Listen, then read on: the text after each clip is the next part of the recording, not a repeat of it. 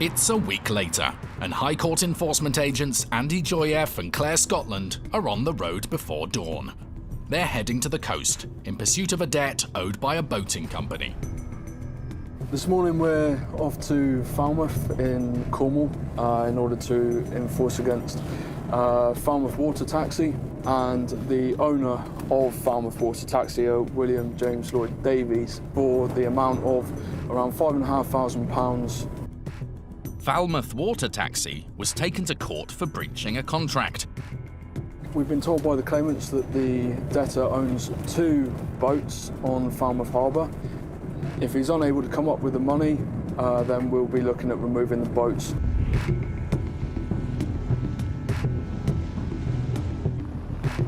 It's 6 a.m. when the sheriffs arrive in Falmouth. Andy tries calling the debtor to give him one last chance to pay. Mr. Lloyd Davies, it's Mr. Joyef here from the Sheriff's Office. If you can please give me a call back as a matter of urgency in reference to the outstanding debt on this number. Thank you. With no answer, the sheriffs have no choice but to put the plan into action while the tide is on their side.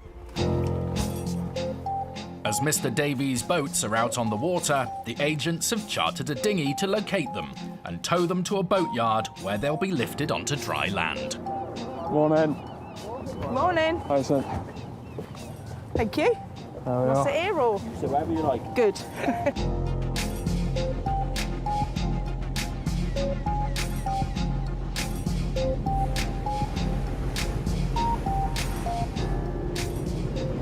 Which one is it?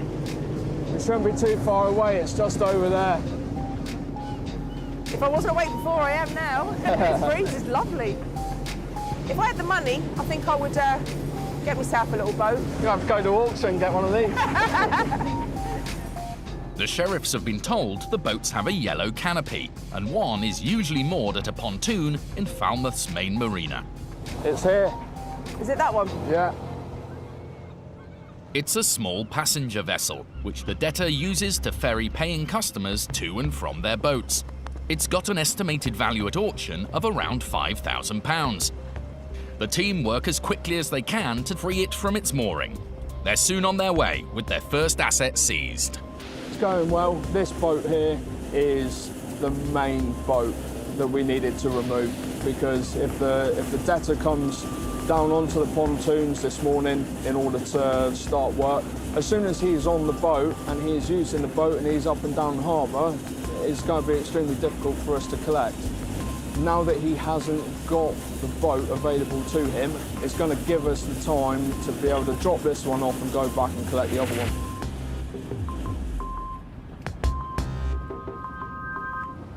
For now, this boat will be left tethered near the shore.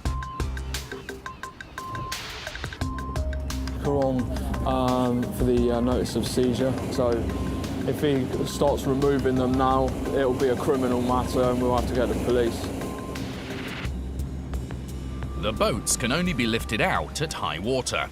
Now the race is on to retrieve Mr. Davies' second boat before the tide turns.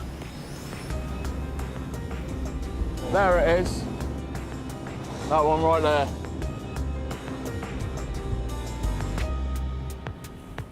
Once again, the team tie the boat to their dinghy and start towing it back across the harbour.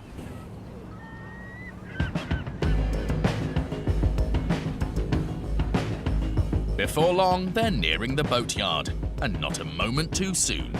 If we started any later than when we did, we wouldn't have been able to have got the boats removed today, which means we would have had to have come back, and whether the boats would have been here then is another story. The second water taxi joins its partner in preparation for removal.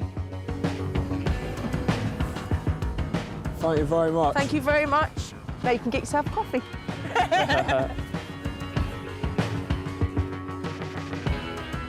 It's looking like another successful enforcement. But before they can warm up with that coffee, there's something niggling at Andy. It's the lack of contact with the debtor. So he's giving him one last try. Hello, sir. Is that Mr. William James Lloyd Davies? Mr. Davies, it's Mr. Joyef here from the Sheriff's. This time, the debtor has picked up. Have you received my voicemails earlier this morning? You haven't received the voicemails. Right, Mr. Davies, earlier this morning we've had to attend Falmouth Harbour, okay, in order to come and remove the boats. Mr. Davies is shocked that his boats have been seized. He insists that he has attempted to settle his debt of £5,500 by offering to pay off £50 per week. When I spoke to you on the phone, I told you that the proposal hadn't been accepted and it's payment in full. Payment hasn't been made, therefore we've had to organise the removal of the boats and they've been removed today. No, it hasn't been stopped, and now the full outstanding balance is due in order to get those boats back. And I'll either leave the details here for you, or if you want to come down and meet with myself, I will give them to you in person. Mr. Davies is not interested in meeting up. Okay, leave them in the postbox. All right, sir, I'll leave them here. And Andy's done as much as he can. I'm pleased that I've got in contact with him just to inform him of exactly what's happened. Obviously, he's had the opportunity to make a payment today. He's still convinced that he's going to be able to put forward a payment proposal, but it's too far gone. It's past that now. Excellent day. It's gone smoothly, and now the boats are on their way. 6 days later, Mr. Davies made payment in full to the sheriffs to cover the debt and the extra cost of removal. His boats were returned, and the claimant finally got the money they were owed.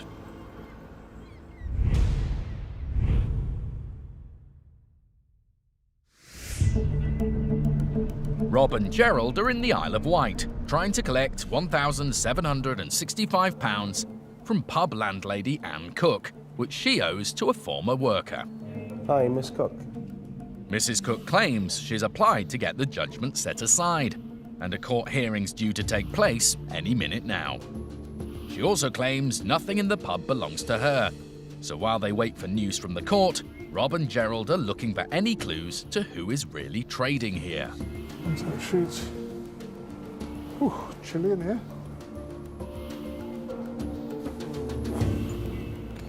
Nothing of any interest.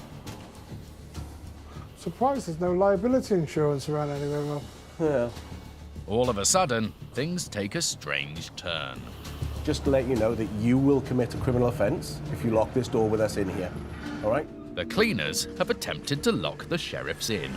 Whatever anybody says to you, if this door gets locked, I'll just rip the door off, all right? Or I'll break a window to allow an access, all right? I can't remember the last time I'd have had a lock-in. What time's it open anyway? Opens at 12. So is it the boss that's coming down at 12? No, the boss will be here. Who's that? The boss, Richard. Richard. He's the manager here, isn't he? Disappointingly for the sheriffs, Mrs. Cook isn't expected to be making an appearance herself. But in the meantime, she does call Rob with an update from the courts. Okay. At the moment, then, the next stage for us is to go through proof of ownership of the stuff within the bar. If it's all the brewery, you're going to have to get hold of the brewery and get them to give me a ring, and they can send me through all their proof. There's no court hearing today after all, and so with no stay of execution, enforcement can continue. Unless she provides evidence that the pub's contents belong to someone else, Rob plans to remove them. The only other option, if you're adamant you're going to get it set aside because it's in the wrong name, the other option is to pay her. As soon as you've got your stay of execution, we don't do anything else with the money. It sits in our account. Once you get it set aside, you give us a ring, send us the document to say it's been set aside, and we'll send the money either back to you via bank or cheque or whatever way you want. At the moment, including today's fees, the $1,765 goes up to $2,000. Rob's pitch seems to be working. And faced with the prospect of asking the brewery for proof of ownership of everything here, Mrs. Cook decides payment is the better option after all. There we are. I'll send you a payment link now. It's only active for about 10 minutes. As promised, she makes the payment in full, and the sheriffs are soon on their way back to the ferry. What's red? So a good result all in. A little bit of argy-bargy in there. They did try to lock us in the property and whatnot. Things like that don't impress me at all. You know, it's a very childish thing to do and a very unsafe thing to do, locking somebody in a property when they've got no other exit. But at this time, we're We're perfectly happy that it's paid in full. Another happy client. Yeah. Done. Mrs. Cook did take the case back to court, but her application to get the judgment set aside was rejected. Thanks to the sheriffs, bartender Jordan Whites finally received the wages he's owed. It feels amazing to have my money back. I've been able to pay all the debts off that I got myself into over the last 18 months. I've really been able to pull myself out of a tough situation. I never expected to take a friend to court, least of all Anne, and I really didn't expect it to last as long as it did. But I'm really glad that I contacted the sheriffs. Anne Cook maintains that Mr. White was employed by her company, not her personally. She also says he was not a manager and that she hasn't had the opportunity to present her case fully in court due to ill health.